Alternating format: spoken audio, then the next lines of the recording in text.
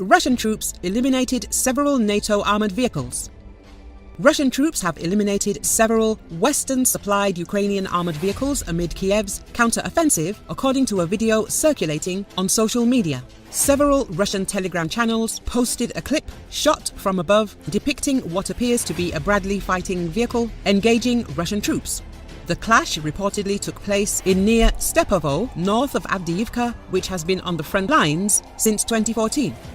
It is unclear when exactly the incident took place. The armoured unit, which was operating without infantry support, opened torrential fire from its main gun on Russian soldiers taking cover in rubble. The clip then shows the same vehicle attempting to leave the area and being hit by an explosion, sending a plume of smoke into the air. Telegram channel Vonoi Obozyerny claimed that the Bradley was knocked out by a Russian FPV drone as it retreated back to Ukrainian positions. The video then shows what seems to be several knocked out NATO armored vehicles apparently abandoned by Ukrainian troops. The zoomed-in footage appears to show several more Bradleys as well as at least one German-made Leopard tank. While it is unclear when this armour was destroyed, Lost Armour, a military-analytical portal, pinpointed it to the same location.